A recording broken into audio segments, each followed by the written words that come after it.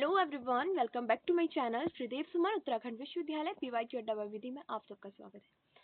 तो आज की वीडियो पर हम करने वाले हैं वैदिक मैथमेटिक्स के टोटल 200 क्वेश्चन की जो सीरीज है, पूरी यूनिट वाइज मतलब हर एक टॉपिक का हर एक क्वेश्चन हम लेने वाले हैं। तो अगर आपको वीडियो पसंद आती है तो don't forget to like and subscribe. और रही बात प्रीवियस ईयर क्वेश्चन पेपर की, तो मैंने बहुत ट्राई करा और वो पेपर मुझे मिला नहीं, तो उसके लिए सॉरी। तो हम जो मतलब सिलेबस है उसके अकॉर्डिंग सारे हर टॉपिक के क्वेश्चन करेंगे जो मुझे पता है एग्ज़ाम में ज़रूर आएंगे। और आप भी एक बार इस वीडियो को ज़रूर देख के जाना, आपकी काफ़ी हेल्प होगी। तो स्टार्ट करते हैं क्वेश्चन नंबर 1 से।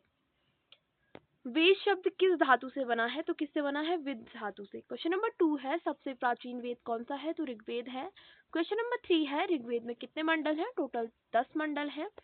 क्वेश्चन नंबर 4 है वैदिक गणित का पुनः अन्वेषण किसने किया? तो भारती कृष्ण तीर्थ जी ने किया। क्वेश्चन नंबर 5 है वैदिक गणित में कुल कितने सूत्र हैं? तो टोटल 16 सूत्र हैं। क्वेश्चन नंबर 6 है सामवेद मुख्यतः किससे संबंधित है? तो संगीत से संबंधित है। क्वेश्चन नंबर 4 है अथर्ववेद किससे संबंधित है? तो चिकित्सा से संबंधित है। क्वेश्चन नंबर 8 है यजुर्वेद का मुख्य विषय क्या है? तो यज्ञ है। क्वेश्चन नंबर 9 है वैदिक गणित किस प्रकार की गणना को बढ़ावा देती है? तो मानसिक गणना को। क्वेश्चन नंबर 10 है ऊर्ध्व ऊर्ध्व तीर्य भयाम सूत्र का प्रयोग किस में होता है? तो गुणा में होता है। क्वेश्चन नंबर 13 है ऋग्वेद में लगभग कितने सूत्र हैं? तो 1028 सूत्र हैं। क्वेश्चन नंबर 14 है चार वेदों में सबसे बाद का वेद कौन सा है? तो लास्ट वेद कौन सा है हमारा? अथर्ववेद। क्वेश्चन नंबर 15 है वैदिक गणित प्रतियोगी परीक्षाओं में किस कारण उपयोगी है? गति के लिए। क्वेश्चन नंबर 16 है एकाधिकेन पूर्वेण का अर्थ क्या है? तो एक अधिक पूर्व से। क्वेश्चन नंबर 17 है वैदिक गणित में उपसूत्रों की संख्या कितनी है? तो टोटल 13 सूत्र है। क्वेश्चन नंबर 18 है किस वेद को ज्ञान का भंडार कहा जाता है? तो ऋग्वेद को कहा जाता है। क्वेश्चन नंबर 19 है सामवेद के अधिकांश मंत्र किस वेद से लिए गए हैं? तो ऋग्वेद से लिए गए हैं। क्वेश्चन नंबर 20 है वेदों को सामूहिक रूप से क्या कहा जाता है? तो श्रुति कहा जाता है। क्वेश्चन नंबर 21 है वैदिक गणित का आधार क्या है? तो क्या है? मानसिक गणना। क्वेश्चन नंबर 22 है यावदूनम सूत्र का प्रयोग मुख्यतः किस में होता है? तो बेस मेथड में होता है। क्वेश्चन नंबर 23 है परावर्त योज ये सूत्र का प्रयोग किस में होता है? तो भाग देने में होता है। क्वेश्चन नंबर 24 है वेदांगों की संख्या कितनी है? टोटल 6 वेदांग हैं। क्वेश्चन नंबर 25 है शिक्षा वेदांग किससे संबंधित है? तो उच्चारण से संबंधित है। क्वेश्चन नंबर 26 है कल्प वेदांग किससे संबंधित है? तो यज्ञ विधि से संबंधित है। क्वेश्चन नंबर 27 है ज्योतिष वेदांग का संबंध किससे है? तो समय निर्धारण से है। क्वेश्चन नंबर 28 है निरुक्त वेदांग का विषय क्या है? तो क्या है? शब्दार्थ। क्वेश्चन नंबर 29 है व्याकरण वेदांग किससे संबंधित है? तो भाषा नियम से संबंधित है। क्वेश्चन नंबर 30 है छंद वेदांग किससे संबंधित है? तो छंद से संबंधित है। क्वेश्चन नंबर 31 है डिजिटल रूट का उपयोग किस लिए किया जाता है? तो सत्यापन करने के लिए किया जाता है। क्वेश्चन नंबर 32 है वैदिक गणित की गणनाएं समानतः किस विधि से होती हैं? तो तेज। क्वेश्चन नंबर 33 है स्वामी भारती कृष्ण तीर्थ किस पीठ के शंकराचार्य थे? तो पूरी पीठ के शंकराचार्य थे। क्वेश्चन नंबर 34 है वेदों को अपौरुषेय क्यों कहा जाता है? क्योंकि यह मानव रचित नहीं है। क्वेश्चन नंबर 35 वैदिक गणित का प्रमुख लाभ क्या है? तो speed and accuracy. Question number 36 है वेदों की भाषा क्या है? तो वैदिक संस्कृत। क्वेश्चन नंबर 37 है वैदिक गणित विशेष रूप से किस परीक्षा में उपयोगी है? तो एप्टीट्यूड टेस्ट में प्रति उपयोगी है। क्वेश्चन नंबर 38 है भारत की प्राचीन गणितीय परंपरा का आधार क्या है? तो वेद है। क्वेश्चन नंबर 39 है गुणित समुच्चय क्या है? तो ये एक सूत्र है। क्वेश्चन नंबर 38 है भारत की प्राचीन गणितीय परंपरा का आधार क्या है? तो क्या है? वेद। क्वेश्चन नंबर 39 गणित समुच्चय क्या है? क्वेश्चन नंबर 39 गणित समुच्चय क्या है? तो क्या है? सूत्र। क्वेश्चन नंबर 40 है व्यष्टि समष्टि का अर्थ क्या है? तो individual and total. Question number 41 है बेस मेथड किसलिए प्रसिद्ध है? तो फास्ट मल्टीप्लिकेशन के लिए प्रसिद्ध है। क्वेश्चन नंबर 42 है मानसिक गणना का प्रमुख लाभ क्या है? तो समय और बचत। क्वेश्चन नंबर 43 है वैदिक गणित का मुख्य उद्देश्य क्या है? तो तीव्र गणना करना। क्वेश्चन नंबर 44 है शून्यम समास समुच्चय किसका सूत्र है? तो वैदिक गणित का है। क्वेश्चन नंबर 45 है वैदिक गणित में गणना का मूल आधार क्या है? तो क्या है? पैटर्न्स। क्वेश्चन नंबर 46 है वेदों की संख्या कितनी होती है? तो टोटल 4 वेद हैं। क्वेश्चन नंबर 47 है वेदों का अध्ययन किस श्रेणी में आता है? तो श्रुति में आता है। क्वेश्चन नंबर 48 है वैदिक गणित के सूत्र किस भाषा में? तो संस्कृत भाषा में है। क्वेश्चन नंबर 49 है प्रतियोगिता परीक्षाओं में गणित का सबसे बड़ा लाभ क्या है? तो समय बचत। क्वेश्चन नंबर 50 है वैदिक गणित किस प्रकार की गणना को सरल बनाती है? तो मानसिक गणना को। क्वेश्चन नंबर 51 है 100 के सापेक्ष 98 का पूरक क्या होगा? तो 2 होगा। क्वेश्चन नंबर 52 है 996 का आधार क्या है? तो 1000 है। क्वेश्चन नंबर 53 है भाग में मुख्यतः कौन सा सूत्र प्रयुक्त होता है? तो परावर्तन योजनेन परावर्त्य योजयेत। क्वेश्चन नंबर 54 1000 के सापेक्ष 987 का पूरक क्या होगा? तो 13। क्वेश्चन नंबर 55 है 97 इंटू 98 कितना होगा? तो 9506। क्वेश्चन नंबर 56 है विनकुलम संख्या में क्या होता है? तो ऋणात्मक अंक होता है।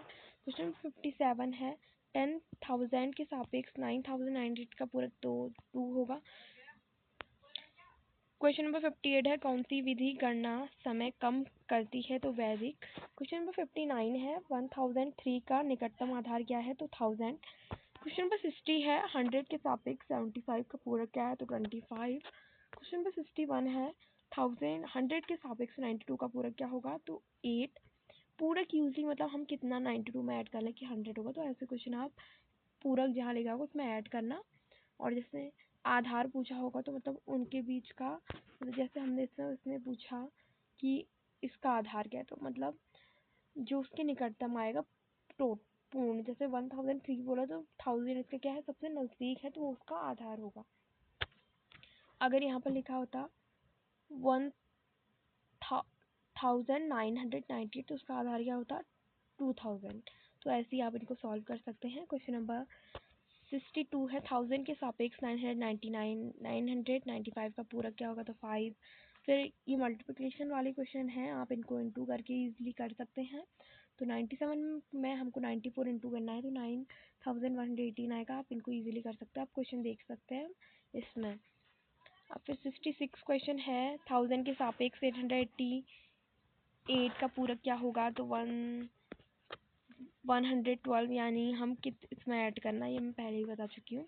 तो 10,004 का निकटतम आधार। तो 66वां क्वेश्चन है हमारा 1000 के सापेक्ष 888 का पूरक क्या होगा? पूरक मतलब हम कितना प्लस करना है तो उसमें कि ये पूरा हो जाए, तो हमें ये बताना है। तो 112 होगा। तो आप अगर आपके उसमें ऐसे क्वेश्चन आते हैं तो पूरक क्या है ऐसे करके, तो आप ऐड करके उस डिजिट को पूरा कर सकते हैं। या देखो 1000 में से आप 888 को माइनस करो तो आपका आंसर आ जाएगा। क्वेश्चन नंबर 67 है 10,004 का निकटतम आधार क्या है? तो 10,000 होगा। क्वेश्चन नंबर 68 है निम्न में से वैदिक गणित की विशेषता संकल्पना कौन सी है? तो कौन सी है? Vinculum numbers. क्वेश्चन नंबर 69 है विनकुलम नंबर का उपयोग किस लिए किया जाता है? तो गणना सरल बनाने हेतु। क्वेश्चन नंबर 70 है 100 के सापेक्ष 63 का पूरक क्या होगा? 37 होगा। मैं फिर कह रही हूँ माइनस कर देंगे 100 में से 63 तो आंसर आ जाएगा। क्वेश्चन नंबर 71 है 99 इंटू 98 कितना होगा? तो 9702। आप इनको इजीली इंटू कर सकते हैं, तो यूजली वाले क्वेश्चन में नहीं बताऊंगी, सीधे में आ जाती हूँ। 70 आप देख सकते हैं कैसे क्वेश्चन आते हैं। 75 अब 76 वाले को करते हैं डायरेक्ट। वैदिक गणित मुख्य रूप से किस में सुधार करता है? तो गति एवं शुद्धता में। क्वेश्चन नंबर, ये सब ऐड है, माइनस है, प्लस है, पूरक हैं, तो आप इन्हें मतलब खुद कर सकते हैं क्योंकि बहुत इजी है। क्वेश्चन नंबर 81 है विनकुलम शब्द किस भाषा से लिया गया है? तो लैटिन भाषा से लिया गया है। क्वेश्चन नंबर 82 है फिर यही है 998 के लिए उपयुक्त आधार। आधार मतलब इसका एंडिंग मतलब कौन सा, जैसे अगर ये 9, देखो इसका 998 है, 2 ही अंक का फर्क पड़ा तो 1000 इसका क्या होगा? आधार होगा। अगर यहाँ पर होता 1005 तो फिर भी आंसर क्या होता? 1000, क्योंकि 1005 के नजदीक क्या है? 1000। तो आप ऐसे क्वेश्चन को भी इजीली कर सकते हैं। फिर से इंटू वाले हैं, पूरक और फिर क्वेश्चन नंबर 86 है वैदिक भाषा विधि सामान्यतः कैसी होती है, तो तेज होती है। फिर ये भी पूरक वाला है, ये भी इनटू है। फिर 89 है प्रतियोगी परीक्षाओं के लिए कौन सी विधि अधिक उपयुक्त मानी जाती है, तो कौन सी मानी जाती है, वैदिक विधि। क्वेश्चन नंबर 90 है वैदिक गणित का मुख्य उद्देश्य क्या है, तो क्या है, तीव्र मानसिक गणना करना। फिर ये भी पूरक वाला है, ये इनटू इनटू ये 94 है 1000 के सापेक्ष 764 का पूरक क्या होगा, तो माइनस कर देना, फिर कह रही हूँ। क्वेश्चन नंबर 96 में फिर पूरक बताना है, इसमें भी पूरक, फिर इसको मल्टीप्लाई, इसको माइनस। 100 क्वेश्चन है वैदिक गणित में बेस मेथड सबसे अधिक उपयोगी कब होती है, कब होती है, जब संख्या है आधार 10, 100, 1000, 10,000 के निकट हो, ठीक है। क्वेश्चन नंबर 101 है ऊर्ध्ववर्ती ऊर्ध्ववर्ती यज्ञभ्याम ऊर्ध्ववर्ती यज्ञभ्याम सूत्र का मुख्य उपयोग किस में होता है, तो गुणा करने में होता है। क्वेश्चन नंबर 102 है, फिर से इसमें इंटू करके आप आंसर निकाल सकते हैं। 103 क्वेश्चन है 567 का डिजिटल रूप क्या होगा, तो 9 होगा। क्वेश्चन नंबर 104 है निम्न में से कौन 9 से विभाज्य होगा, तो आप मतलब 9 से भाग देके इजीली कर सकते हैं, या आप ऐसे कर सकते हैं 9 की टेबल में देख लास्ट में 9 की टेबल में 1 आता है, कहीं पर आता है 9 3 21, 2 आता है, ऐसे आप एंडिंग पॉइंट देख के भी निकाल सकते हैं, या तो आप डायरेक्ट भाग दे दे सब में। क्वेश्चन नंबर 105 है 11 की विभाज्यताएं जांचने के लिए किसका उपयोग किया जाएगा, तो किसका उपयोग किया जाएगा, विषम एवं समस्थानों का अंतर, ठीक है। 106 है 999 का डिजिटल रूप क्या है, तो क्या होगा डिजिटल रूप, 9 होगा। 107 है किस संख्या का डिजिटल रूप 1 है, तो 1000 का डिजिटल रूप क्या है, 1। क्वेश्चन नंबर 108 है निम्न में से कौन 11 से विभाज्य होगा, तो 11 से कौन विभाज्य होगा, 121। क्वेश्चन नंबर 109 है 3/5 और 4/7 में से कौन बड़ा है, कौन बड़ा होगा, 3/5। क्वेश्चन नंबर 110 है 123 का डिजिटल रूप क्या होगा, 6 होगा। क्वेश्चन नंबर 111 है, इसमें भी इंटू करना है, आप इसका आंसर इजीली निकाल सकते हैं। 112 है 2 से विभाज्यता के लिए अंतिम अंक क्या होना चाहिए, क्या होना चाहिए, 2, 4, 6, 8 ऐसे होना चाहिए, ठीक है, क्योंकि ये कौन सारे कैसे नंबर है, इवन नंबर। क्वेश्चन नंबर 113 है 5 से विभाज्यता के लिए अंतिम अंक क्या होना चाहिए, क्या होना चाहिए, 0 या 5। क्वेश्चन नंबर 114 है 4 से विभाज्यता के लिए किसे देखते हैं, तो किसे देखते हैं, अंतिम के 2 अंकों को। 115 है 8 से विभाज्यता के लिए किसे देखते हैं, तो किसे देखते हैं, अंतिम के 3 अंकों को।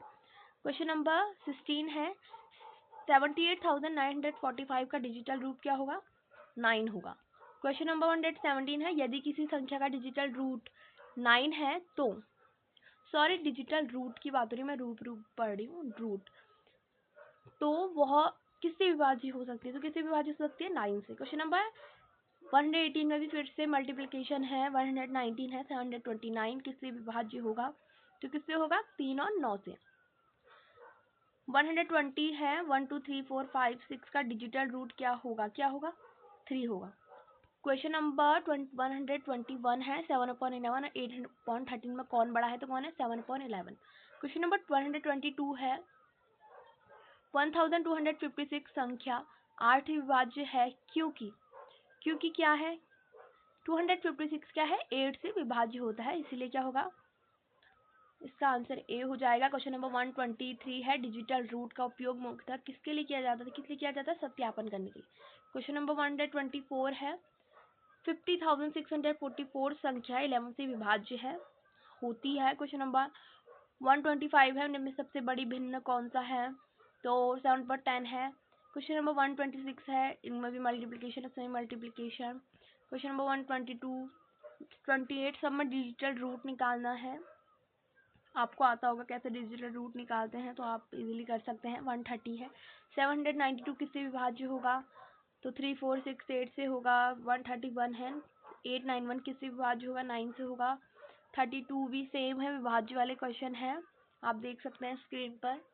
और सीधे हम आ जाते हैं फिलहाल क्वेश्चन। अभी तो सारे डिजिटल रूट हैं, ये वाला देख लेते हैं। 139, 25/36 और 7/10 से बड़ी भिन्न तो कौन सी है? 7/10 है। 140 में अभी सेम क्वेश्चन है। 13/17 और 15/17 में बड़ी भिन्न कौन सी है? 15/19 है। ठीक है, क्वेश्चन नंबर फिर 141 है। 98 का स्क्वायर कितना होगा?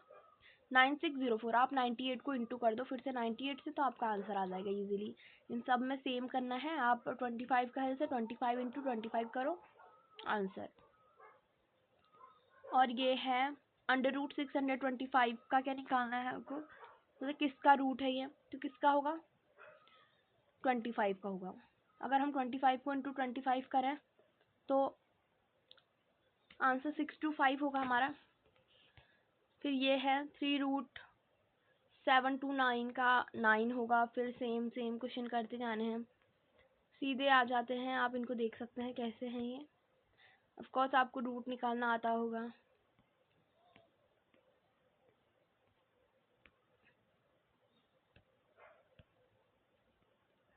सीधे हम बात करते हैं क्वेश्चन नंबर 165 की। x² - 5 इंटू प्लस 6 = 0 का हल।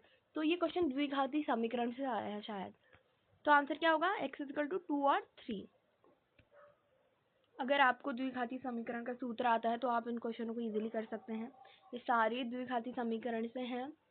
x² - 9 = 0 का हल, x + y = 10, x - y = 2, तो x क्या होगा? 6 होगा। ऐसे ही सारे क्वेश्चन है उपरोक्त में x y। अब हमको सब निकालना पड़ेगा इन क्वेश्चनों में।